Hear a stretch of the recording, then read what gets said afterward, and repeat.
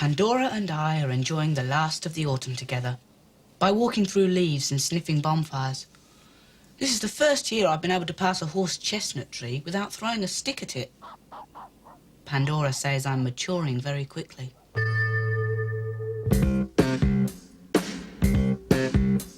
My mother's heart and soul have gone halfway up the pole. My father's on the dole. My friend Bert is much too old, and his dog's beyond control. It's a proper rigmarole and a nuisance on the whole. I'm profoundly in love with Pandora.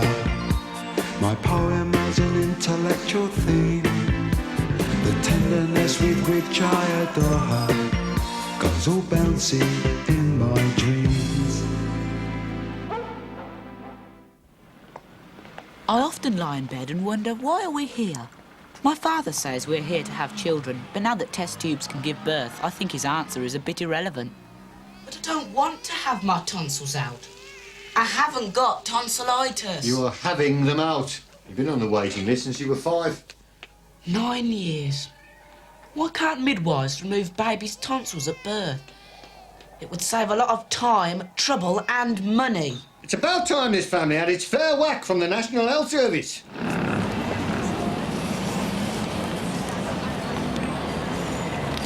Don't see why you have to have new pyjamas and a dressing gown. You're only going to be in hospital for 4 days. My old dressing gown's got Peter Pan on it, that's why. And I'd look ridiculous in my Winnie the Pooh pyjamas. I suppose you've got a point there, Adrian. I never had Brian nylon pyjamas when I was a lad. I slept in 2 coal sacks stitched together.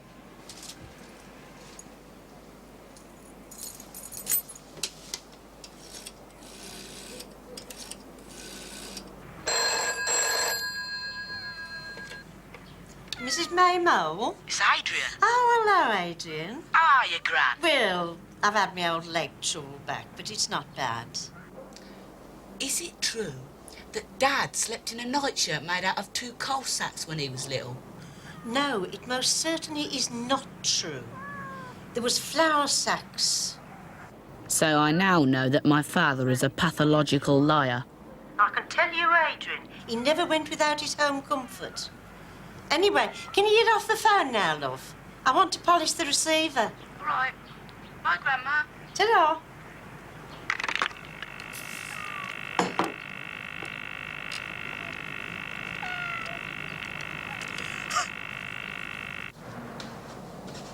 Pandora's come to say a last goodbye before you have to go under the knife. Adrian, you look like Noel Coward in your new dressing gown. Thanks, Pandora. I don't know who Noel Coward is, or was. He could be a mass murderer for all I know. Safest operations you can have. I had a lovely time on my route. Jelly and ice cream. Then there was Arthur Shawcross. He was another one. Bled to death on the table. He had very rare blood. And he was always boasting about his very rare blood. Didn't get him far, did it? No. Bled to death, he did. And he were only in his 40s and all. Was his name Arthur Shawcross? I don't know. He had a big nose. I hope it's the same bloke. Before he died. Anyway, good luck, lad. Thanks, Bert. And Daddy had a friend who didn't come out of the anaesthetic. He only went to have a cyst removed. So if you've got to be there. 2 p.m. Greenwich Mean Time. Here, take this with you. It belonged to poor Blossom. I've given it to wash. You ready, Adrian? Yes. Can we go?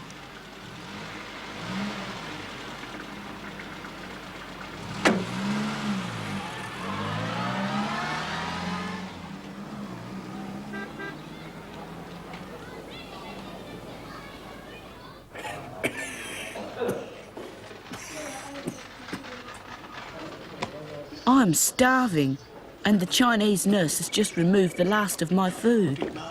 You're supposed to be pretty good. See, I'll be out in a couple of days.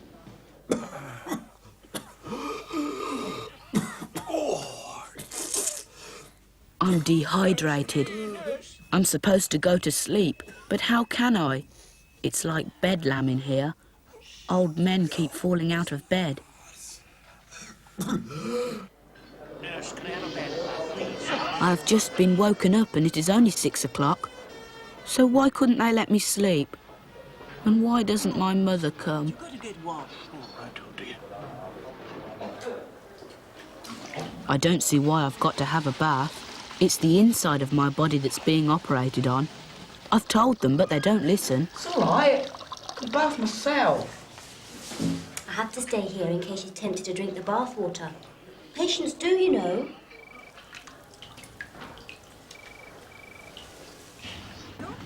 My mouth's completely dry.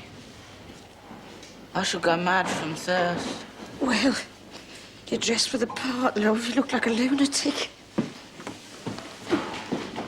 Mum, look after my diary for me, will you? But promise not to look at it.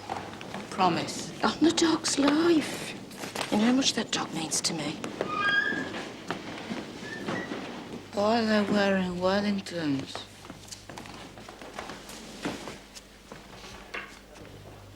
They have to wear them to keep the germs in. Or out, I forget which.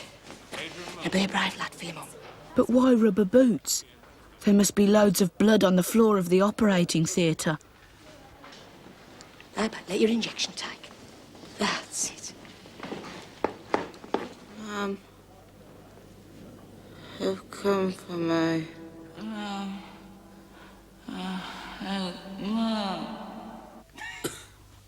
I'm in a torment of pain. Diary. Diary. Diary. Oh, diary.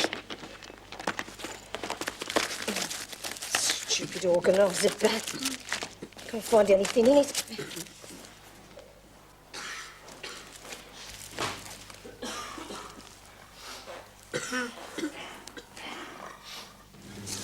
Good afternoon. Ah, there he is.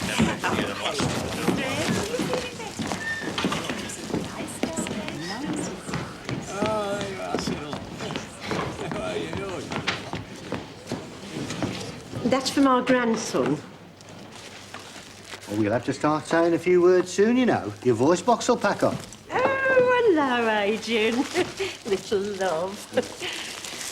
That nurse says you're a very difficult patient because you won't eat anything. So it's a good job I brought some more nice broth in with me, isn't it? Because they won't let you go home, you know, unless you eat something. Here's something to get your jaws round, son. Your favourite, salt and vinegar. He might just as well have brought me razor blades. You're taking up a bed that an ill person could be using. Now swallow those cornflakes and then you can go home. Look, I'll ring for a taxi for myself if you like. Anything to get you out of here. I'll wait for my father to come, carry me out to the car. You should win an Oscar. Now get out of that bed and get dressed. Tonsillectomy hasn't damaged your voice box. All you've got is adolescent wobble. In other words, lad, your voice is breaking. And now, if you want my advice... I do. I'm desperate. You'll get yourself outside into the fresh air and build yourself a bonfire and a guy fix. Too old for bonfires. Rubbish. I'm 47 and I still enjoy a good burn-up. 47? It explains a lot. He should be pensioned off. Adrian's been a bit worried. Anyway, Dr. Gray says he's all right, so I'm taking him to the marriage guidance bonfire tonight. It was good of you to come all that way, Pauline. Well, he's my son, George. Been worried sick about him. Looked like he was at death's door the last time I saw him. Come to the bonfire, Mum. I can't, love. I've got to catch the train back. Yeah, you could come for an hour, though, couldn't you? I can't. I said I'd get back.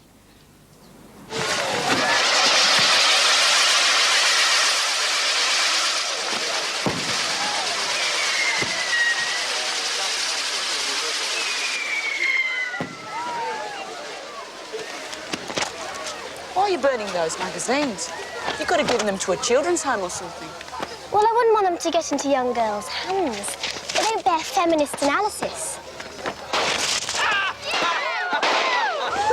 My apologies for the explosion. These are Indian fast breakers. They're much more louder than the English ones. Do you know that some irresponsible people are still having bonfires in their own back gardens, despite warnings sent out by Blue Peter and the media? Your mother's having a good time. Shall I remind her about the train? No, don't bother. Well, I'm going to help Mummy with the hot potatoes. Are you coming? No. I feel like looking into the flames. Adieu. Adieu. I really got Barry Kent before. I put a banger right behind him. You should have seen him jump.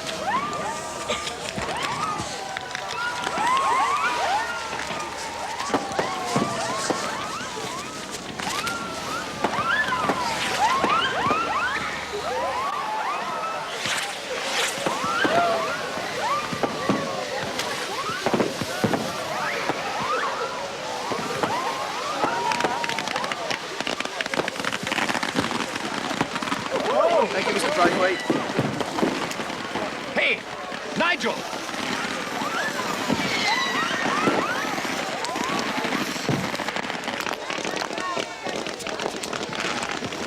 Well, I didn't think I'd be at a bonfire party tonight. But to be watching other people through a train window. Oh, no!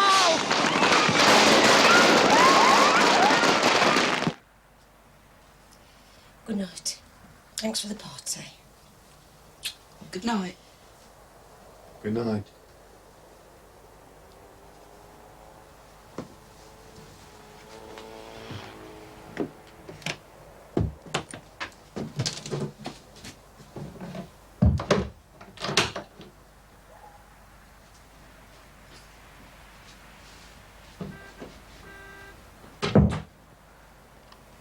Dear God, as you know, I no longer visit you on Sundays. But please allow my mother to come home. The traffic and travel situation for you, not too many problems this morning. All commuter routes now building out, flowing fairly well, that's the message. Out in the county, there'll be extensive roadworks on the A6 road at Quorn. Thanks for having me. School Lane and Wood Lane. Long delays are expected, especially during peak times. My nipples are swollen. I'm turning into a girl. Nipple swelling is commonplace in adolescent boys. They usually get it about the age of 12 and a half or so, but then you're physically and emotionally immature. How can I be immature? I've had a rejection letter from the BBC. In fact, I'm taking you off my list. Don't ever darken my surgery again.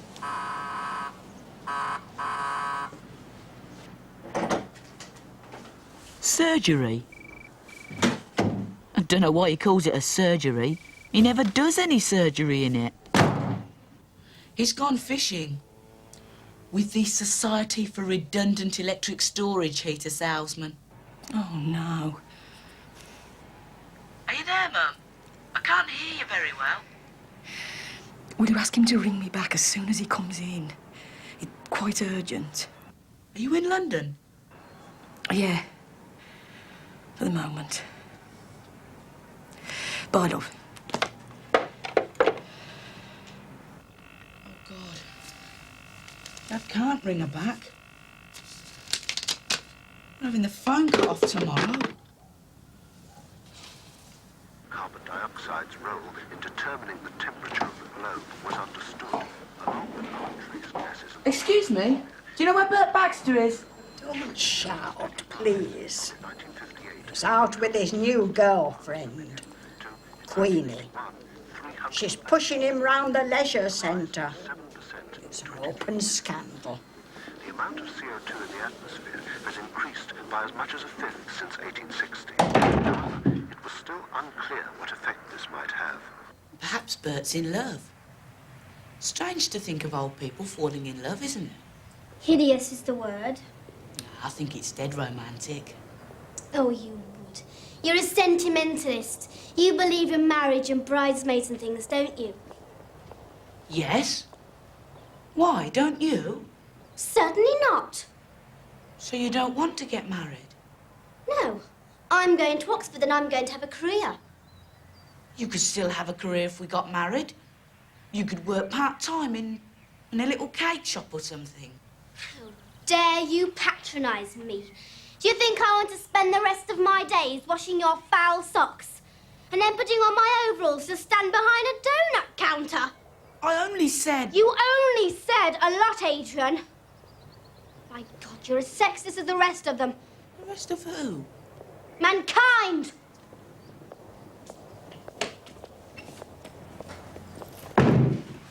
Telegram addressed to me. The BBC, I'll bet. Nah, my mother.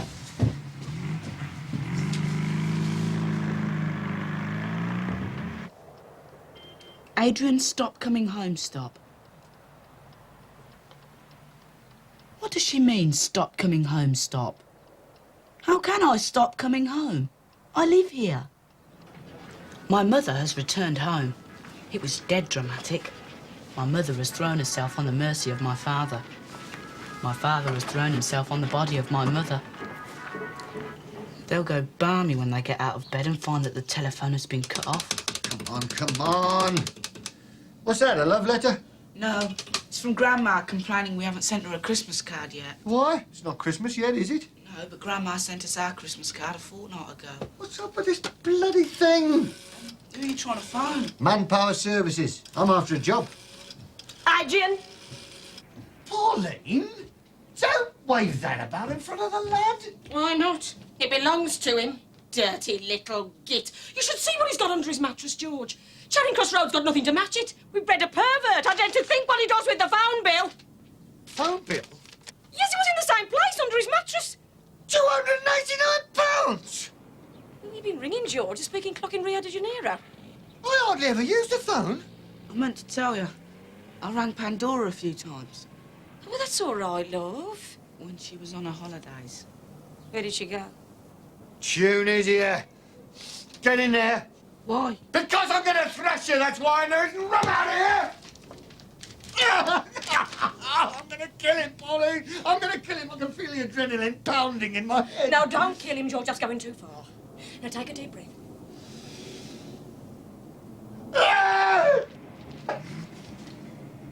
Sit! Why did you do it? I wanted to talk to Pandora. I wanted to talk to Pandora. I wouldn't mind talking to Raquel Welch. I don't phone her up, do I? You don't know her, George? Because she lives in Hollywood. And I live in England and I can't afford the phone bill, that's why. And how long have you been reading mucky books? I don't read them, I only look at the pictures. It's the pictures I'm worried about. £289.19. And there'll be 40 quid for reconnection. And a deposit of £40. How do you know? GPO woman told me. She rang me up yesterday. That's £369. No, George! No, don't, George! No! It'd be a better punishment to make the tight-fisted sod cough up some of his building society savings. Now I will never be an owner-occupier.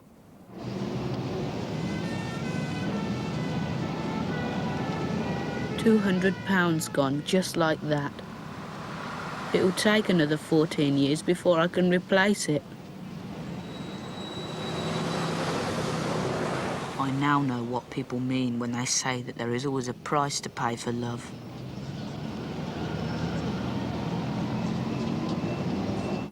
£190, £195, £200. So anyway, I got so's I couldn't stand Bimbo anywhere near me. Treated me like a sex object, Adrian. And he cut his toenails in the living room.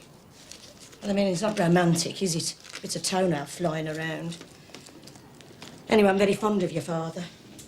And I miss the dog as well. I notice she doesn't mention me. Waste of money, Christmas card. Still, thank you all the same. I don't expect I'll be doing much celebrating of the festive season. Stuck in here with a lot of malicious old women. That is except for Queenie. She's all right. You're still friends, then? Oh, we're more than friends now. I'm engaged to her. Look, we got our names on the same ash tray. So you're getting married, then? Yes, that's what engaged people do. Well, aren't you going to congratulate me? Congratulations, Bert. Here, give us a push, and I'll take you to meet Queenie. She's trimming the poxy tree. Oh, it does look nice. Look at it.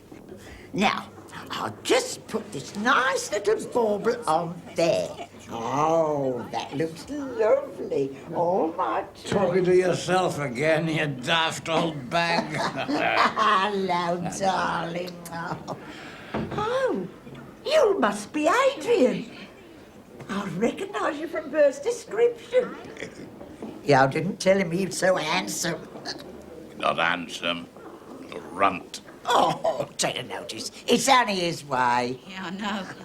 Anyway, it's lovely meeting you. Thank you, Mrs. Queenie'll do. Wakey, wakey! This is Adrian. He's come to see you. Well, say hello. Hello, Adrian. Is he going to sing for us? Of course he is, if you want him to. I never sing. Not in public. Oh, but it's Christmas. Sing us a carol. You might earn yourself a bob or two, lad. They've all had their Christmas bonus. Here we go for a little run. There you are now. Quiet, girls. Adrian's going to sing.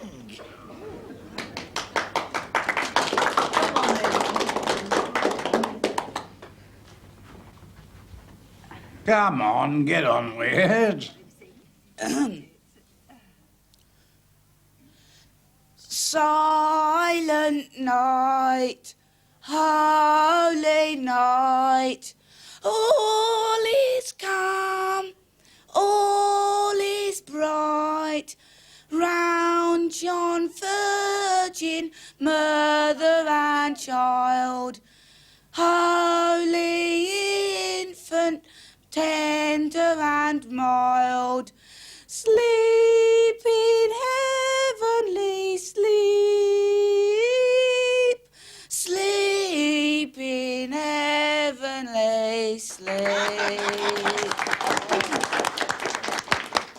Time for lunch. Come along, ladies. I got my two. Come along, ladies.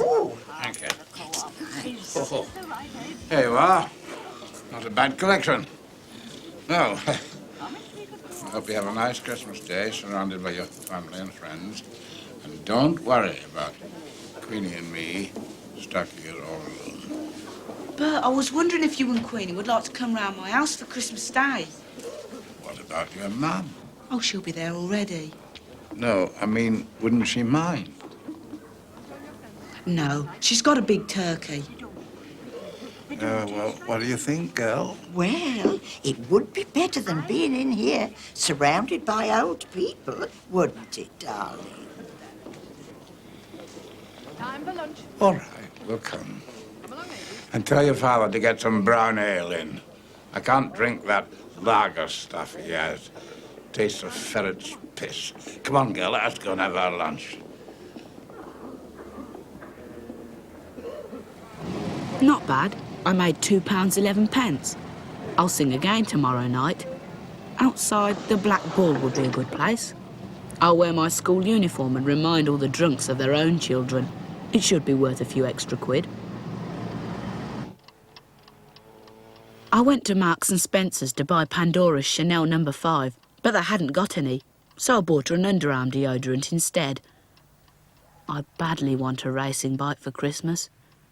It's time I was independently mobile.